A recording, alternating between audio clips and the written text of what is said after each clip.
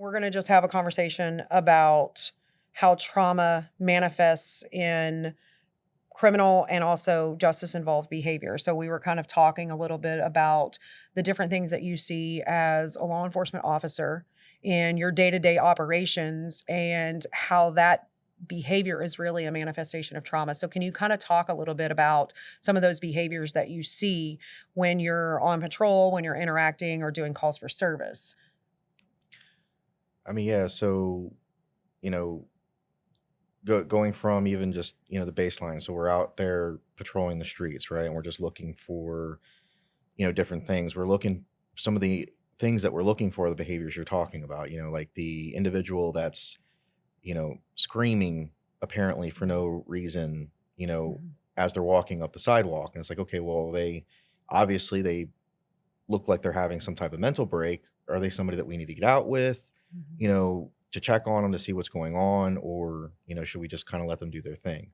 As far as interactions, we experience everything from, if we do like a consensual encounter, uh, everything from, hey, how you doing? And it just becomes just a quick conversation like you might have in class or here on campus.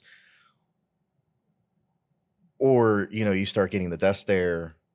Why are you talking to me? You get some people that Can you talk a engage. little bit about what you mean with consensual encounter? Okay, so a consensual encounter is just I see somebody hanging out on, in a particular area, Mhm. and I get out with them and I just try to engage them in a conversation. That's a consensual encounter. So they might tell me, "Hey, pound sand, I don't want to talk to you." Conversation's over, right? Mhm. It's a way for us to, number one, get to know the community. Um, in the St. Petersburg Police Department, they do park walk and talks, right? Mhm. And so you'll see officers out there sometimes are just kind of walking around and they're chatting with folks. Those are consensual encounters. Conversation, a random interaction with law enforcement that has nothing to do with the call for service, criminal activity, or anything else. It's just a conversation. It's proactive It, policing. but it is proactive policing Yeah. because yes, we also will do that in areas that we know are high crime, right? We know that there's Mhm. a lot of drug activity in this area, or maybe we're looking for a particular individual that lives in the area, and maybe you know who that individual is, and so we'll engage you in a conversation, and then eventually kind of guide that conversation where we would like it to go. Hey, do you happen to know so and so? Mhm. Hey, do you know where he lives? Do you know where he hangs out? Those kinds of things. Some people talk to us, and again, some people tell us to pound sand, right? So when does it get to the next level where you're in these interactions, whether it's a consensual encounter or it's a particular call for service, Mhm. where their behavior kind of escalates to a level that becomes criminal or that requires justice involvement? Well, I mean, you're talking a myriad of things. So if we're talking consensual encounter, another reason we might do the consensual encounter, if we know the individual, we know they have a criminal history, um, we know that they tend to carry drugs, we might try to get into their pockets, right? So we might ask them, like, hey, do you mind if I check your pockets? Some, believe it or not, some people say yes, and then we go in their pockets and we find the crack pipe, or we find the weed, or whatever the case may be. And obviously, at that point, we Mhm. are now at that criminal level. Mhm. um, if I guess an easier one to talk to as far as the criminal behavior goes, like the calls for service, right? So we'll do a basic one like disorderly intox.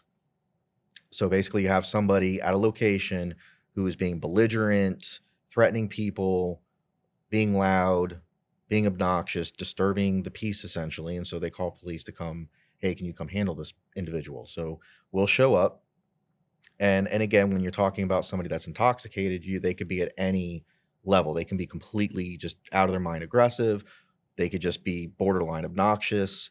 Or by the time we show up, a lot of times too, they'll be like, "Oh, police are here." Now all of Mhm. a sudden they're calm as a cucumber, right? But we're still there investigating some Right. type of disorderly conduct, disorderly intox. And so we'll talk to the individual and see what it is, that we have. And then with law enforcement, we are responding to how those individuals are acting, right? Mhm. Yeah. When we show up, we're trained to show up at a certain level of vigilance. I'm looking around, I'm checking the area, I'm looking at, I'm taking at least a glance at everybody that's around. Does anybody have anything in their hands? And, especially when they say, hey, this is the individual we want you guys to deal with. Okay, now, I might focus, I'm going to focus in on them a little bit more. Do I see bulges in their pants? Do I see bulge at the waistline? Do I see anything in their hands? how are they acting? Do they seem calm, or are they escalated? And I'm watching and I'm judging all of these things, while at the same time maintaining a professional composure and command bearing, so that when I come up to them and I engage them in the conversation, I'm going to start at a basic level. Hey, can I talk to you for a minute? Hey, what's going on? Or hey, come here. We need to talk. And then we just kind of go from there. And then again, you get any level of interaction at that point. So, especially, when you go to areas where, a little bit higher crime level, a little less love for the police, so to speak, you're obviously going to be a little bit more likely to come across folks that are hostile to law enforcement. I want to unpack what you're saying Okay. because I think there's a couple of things that are going on. So we're talking about individuals who exhibit maladaptive coping patterns, and I want to kind of center that in our understanding of trauma. So when we talk about maladaptive coping patterns, you're identifying things like aggressive behavior, you're identifying substance use or alcohol use. All of these things are the ways that individuals adapt to different experiences that they've had. And these are kind of those manifestations of that. So that's one of the things that you're kind of pointing out in these encounters with individuals. But then you also point out another good thing that, another important thing that we don't necessarily focus on, and that is the way that law enforcement adapt to these situations that they come into, and how we separate their training from the experience that they've had. And so you talk about, you've been trained to be hypervigilant, you've been trained to be hyper aroused, to be aware of your surroundings. And this is all a part of your training because you know that you're coming into these very volatile situations, right? And what we know about individuals that come into contact with law enforcement is that there's a level of unpredictability. Correct. Right. And so law enforcement have to be trained to adapt to that, right? But you're also an individual that is continuously coming into these really volatile situations where there are all kinds of things that occur, whether or not you're harmed in these encounters, whether or not there's the threat of harm in these encounters, just that constant state of hypervigilance and hyperarousal on an individual level that you're combating at the same time as you're having to ensure the safety and the security of not only this individual, but your safety and security and the safety and security of everyone else. So I want to talk a little bit about both of those things. One, the ways that we see individuals manifest in terms of the behaviors that they have in response to their traumatic experiences, and also the ways that law enforcement are managing this. So let's go back to these maladaptive behaviors that you're seeing, and the ways that law enforcement are responding to this. Because if we think about substance use, whether that be drugs or alcohol, and aggressive behavior, if we're not contextualizing that and understanding that that is manifested from trauma, we could reinforce and re-traumatize individuals in these encounters that then perpetuates the system. So can you think and talk a little bit about your experiences specifically with those encounters with individuals where you're meeting them as a law enforcement officer and it's exacerbating the situation, it's making the situation worse because of whatever trauma they've experienced? Well, sure. I mean, I'll switch to like a domestic call, because it might be a little bit easier kind of scenario to walk through with what you're talking about. And so you're going into obviously an already quite volatile situation, because you're talking about whether it be a boyfriend, girlfriend, husband, wife, boyfriend, boyfriend, whatever the case may be. You're talking about two intimate partners that have reached such a level of impasse and argument that police are involved in some way, shape, or form, whether it be a neighbor called or one of them called or whatever the case may be. So you're already dealing with individuals that have underdeveloped coping mechanisms, that are not able to handle essentially their own situation in what we might consider a quote unquote adult way, that it doesn't escalate to the point that police need to get involved, right? And that's not anything against them. This is just how they've raised or how they've learned, right? So we're showing up as law enforcement again with the hypervigilance and looking around, doing all the tactical things. And so as I'm approaching these individuals, the first thing we're going to do is try to calm and separate everybody and talk to them. And what we're going to see in at least one of them, if not both, is they're already in a heightened state of awareness, a heightened state of emotionality because of the issue that's happening, right? And I'm not even putting violence into this scenario at this point. They are arguing at such a level that somebody had to come in to intervene. We're talking about whatever it is they've experienced, which of course, walking up to them, I have no idea what their story is 90% of the time. And I already know in my mind, okay, they've got some not great coping mechanisms because we've gotten to this point. And so the first thing that we need to do as law enforcement is find a way to bring them back down, right? And so we have, like, command bearing. When I say that, some people are like, oh, just this big, tough, strict, macho or, what authoritative person. It's like, yes, there's some authority into it, but what it is more about, it's about having a level of professional confidence that you walk in and people see you and they immediately know, okay, this person knows what they're doing and they're going to control the situation. It's a sense Right. of relief, I think. That For some people it is, because yeah, now the onus kind of comes off of them a little bit to control the right. situation. They've got somebody else that can come in and handle it. And when you have an officer that walks in, they're all meek and unsure what's going on, that doesn't inspire a lot of confidence in everybody that's around. And so that's one Yeah. of the first things that we do try to do. And then for me personally, I try, it's always that initial interaction of treating the individual like a human. All right, we separate them. Okay, hey man, all right, let's take a breath for a second. What's going on? And I'm going to let them, and they might yell at me, not yell at me, but they're going to yell for 2, Right. 3 Yeah. minutes. I'm going to let them get it out. And then you're going to see them start to de-escalate a little bit. And then I can start asking the questions. But there's some people that can't de-escalate. They're screaming from across the, from across the way at their significant other. And so now, I'm going to try to turn them so that their back is to their partner, so that they're focused on me and they're not looking at them. We want them far enough apart that they're not really talking to each other, because I've got to de-escalate this person. And there are some instances, even in just a domestic quarrel, where a person is at such a heightened state of aggravation that it becomes a safety concern.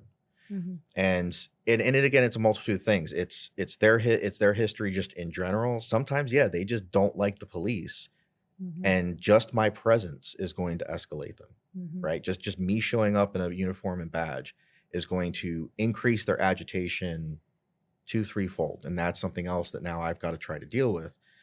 And sometimes it does end up in, okay, we're gonna, I would prefer, let's see if we can get this person to sit down for a minute and try to talk to them. But there are instances where, okay, this person's going to end up in handcuffs, and we're going to make them sit down just to get things calm and safe. No, we're not at a criminal investigation level yet. I'm still trying to figure out what's going on, right? Yeah. But we have been called because of a safety concern. We have been called because of, this heightened state of aggravation. And so for our safety, for the individual's safety, hey, let's just detain you for right now and just sit down, get you to calm a little bit so we can have a talk and see what's going on. Meanwhile, I got another officer talking to the other half doing the same exact thing. So while I'm talking to this individual, I'm also trying to keep an eye and an ear on them to see where they're at. Are they having better luck? Are things getting worse? Are we going to need to get another officer here to help us control these folks, or whatever the case may be? And of course, that's talking into a relatively extreme situation. It does happen often, but I would still consider it statistically not super duper common to where we have it gets to that level with a domestic quarrel type situation. But then as you're talking to them, someone might say something like, well, yeah, and then, I said this and they slapped me in the face. Now we're at that criminal level, right? And so now, as we're explaining to them, and let's say I'm talking to the victim at this point, yeah, I was talking and she slapped me in my face. It's like, okay, how hard was it? What hand was it? I'm going to get really specific. That is then again going to start to escalate them potentially, because wait a minute, I'm just realizing now that they're investigating my significant other. It could trigger people. And it can trigger people. Yeah. And so it becomes interesting how a second ago that person was the most horrible person they've ever met and they treat them like dog crap. But now that their partner's potentially going to be getting arrested, now it's like, whoa, you know what? I'm done talking to you, or, well, I don't want them to go to jail.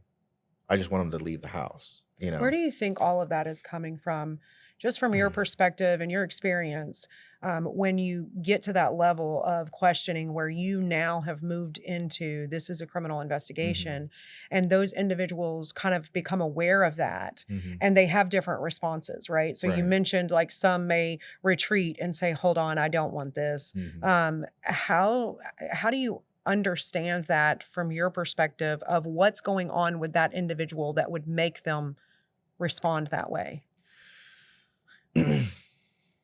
Well, I think when we arrive, when the fight starts, they get into this heightened state of awareness. They're unable to cope. They're unable to bring themselves back down. Um, and so they're in the moment. They're in their feelings in that moment as they're fighting with their partner. If I'm able, as a law enforcement officer, to get them to come down enough, right? We're starting to remove some of the emotion, and we're getting more to a, we're getting into a more reasonable level to where we can have a logical conversation.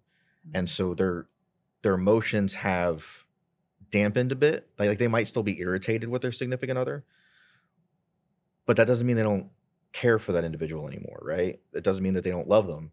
And now, oh wait, I just said something that could get them arrested, Mhm. right? And whether they're anti-law enforcement, pro-law enforcement, they have a history of law enforcement, they don't have a live at that point, I don't even know that that matters anymore. That's my significant other. And yeah, I might have been fighting with them literally 30 seconds ago. That's okay because I was fighting with them. I don't want you getting that involved with my significant other, right? So and that person might be, even though they're in this heightened state and they're agitated and they're fighting right now, that person might generally be their safe space, Right. right? Mhm. And now they're looking at potentially losing that safe space. Mhm. Like, yes, they're the cause of my current aggravation. That doesn't mean I want them to go away. And I think Yeah. that's true in any relationship, Yeah. anywhere, There's a you threat shift. there's a threat shift. And so Yeah. now they're more focused on, protecting the person that they Mhm. care about. And it does go the other way too. It's like, no, he slapped me or she slapped me. I want them going to jail. This is Yeah. BS. I'm done with it. Like you do see both sides. Mhm. But to me, it's more interesting to see that sudden switch where a second Mhm. ago you couldn't Yeah. stand this individual. And I've given and I'm finding a potential route to separate the two of you for an extended period of time to let things calm down and be safe. Unfortunately, yes, it results in somebody's arrest, you know, but things are calmer and safer. Mhm. Yeah, it's like we talked about in class regarding trauma bonds. It's this person, they can bring you up so high to where like you feel great and your brain starts to rely on it, but they also like Mhm, bring you down so low to the point where you come mhm, in regards to like abuse and like physical violence and altercation like that, but you're reliant on them for mhm, a multitude Mhm. of things. So as soon as there's danger present and the possibility of them going away, mhm, it's like, wait a sec. mhm. Mhm. It's like you said, it's that trigger. Yeah, Yeah. I mean, we can talk about dopamine hits, right? Like Mhm. what's drug use and alcohol Absolutely. abuse and everything. It's about dopamine, right? Yep. Mhm. Those of us that are addicted to our phones and we're constantly scrolling, right? It's a dopamine hit. Yep. Absolutely. Um, it's gotten so bad, like with the phones, for example, just to throw it out there, there are classes where they have told students they're not allowed to have their phones, and 35 minutes into it, they're Yeah. literally shaking Yep. because they haven't had their dopamine hit Mhm. from their phone. Well, it's the same thing Mhm.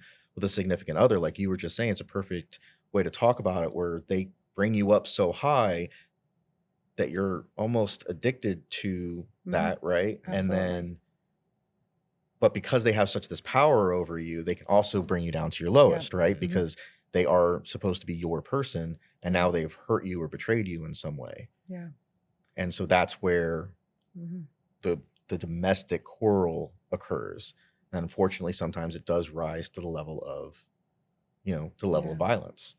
Mhm. And, our goal obviously as law enforcement is always safety, safety first, and everything else comes after that. And so, you know, if I'm going to boil it down to the simplest thing for us, it's coping mechanisms. Mhm. People Yeah. aren't taught good coping mechanisms because they weren't raised by individuals with good coping mechanisms. Well, we don't have those conversations, Right. right? We don't really talk about maladaptive versus adaptive coping mechanism. We just tell people you need to handle it, Mhm. right? But we don't offer actual explanations of what are those things that we can do to manage the way that we feel, but also what are those healthy things. So when we're talking about coping, we're talking about adaptive coping mechanisms, and these are things that they're variable, right? Mhm. What I might do and what you might do to help us get through can look very differently, but generally when we're talking about adaptive coping, we're talking about things that do not necessarily have negative consequences for us, right?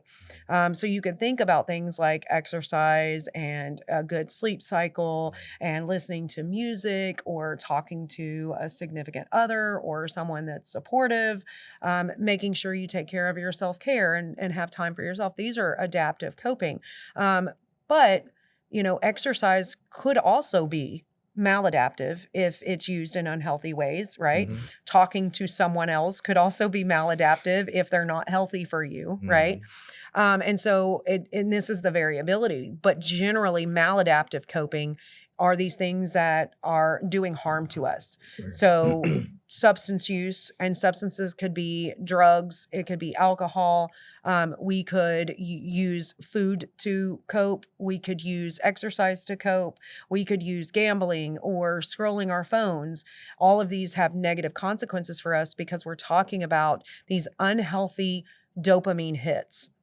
So dopamine releases and gives us a bit of pleasure, but then we come down drastically from that, and then we have to do it again to come back up, and we have to keep doing it again to come back up and come back up. And this is where we get into these patterns that becomes maladaptive, right? And now it becomes this kind of addictive thing where we don't really have a choice. We have to do these things to maintain these levels. Whereas when we look at adaptive coping, we don't see those shifts so drastically. We see more baseline because it's providing a support regimen to us, right? And so when we think about the interpersonal relationships that we have with individuals, absolutely, we can go up into these places where we become dependent on them for these dopamine rushes, and they also contribute to the crashes that we have, like we talked about with trauma bonding. So when we think about the behaviors that these individuals are exhibiting, right, these are these highs and lows that they're going through because they're not adequately understanding how they can cope with what's going Right. on with the way that they feel, the experiences that they've had, right? And so it creates a lot of volatility. And I want to go to the second part that you brought up early, and that is the way that law enforcement are managing these. And so, first and foremost, law enforcement are humans, right? Right. And we talked about threat a little bit, and law enforcement are dealing with threat every second of their day, not just in the encounters that they go into, but in the role that they have as what a law enforcement officer is, right? Mhm. There's always that level, Yeah. right?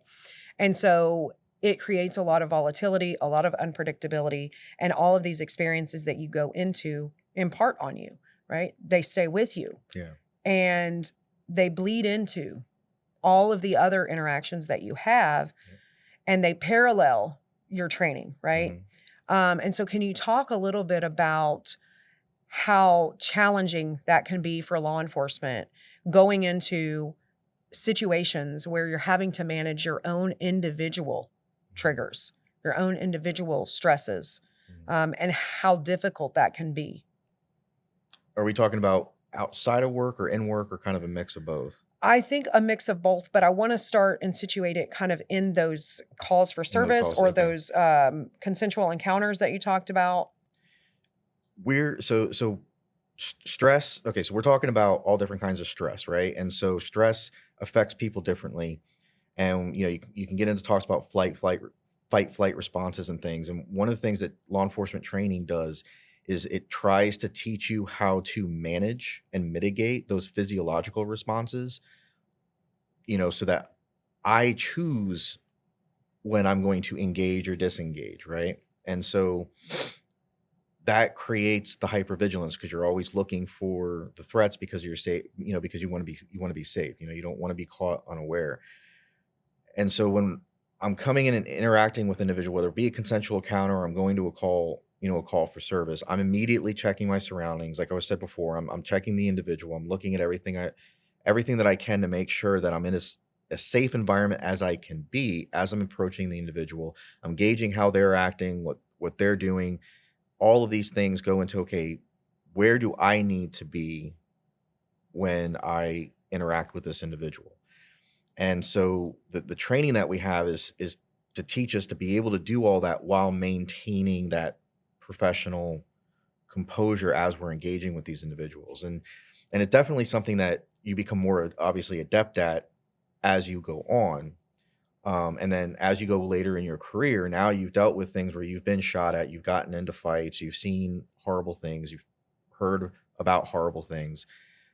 And so your own coping mechanisms kind of come into play because I still have to maintain that professional composure. Mhm.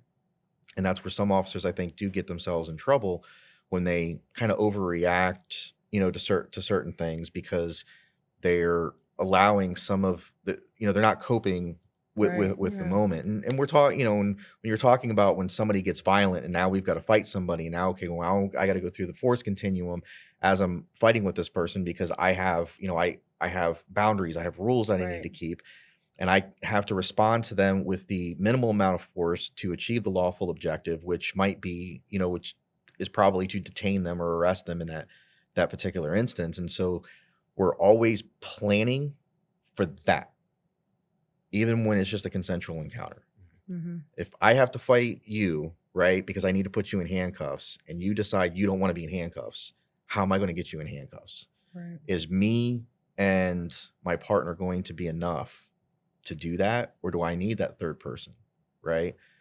Do you have anything on you that's going to cause me to have to escalate further? And so it's a constant thing, even when it ends up just being we have a 5-minute conversation and then we kind of split it, go our separate ways or whatever.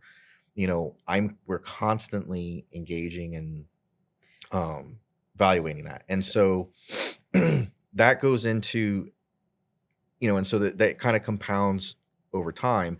And so it becomes super important on the outside of work to develop better coping mechanisms because law enforcement does have a high rate of alcoholism. Mm-hmm. Law enforcement does have a higher rate of suicide than the general Mm-hmm. public because Yeah. we go home and not all of us are really adept at turning that hypervigilance off. Right. And so I'll even, say for myself, for the first, at least few years, I had a very difficult time turning it off. So you're kind of describing this state of hypervigilance and this disassociation. And I want to come back to this on our next conversation because we're going to talk about the way that the individual experiences that law enforcement have and how that bleeds over into their own personal lives.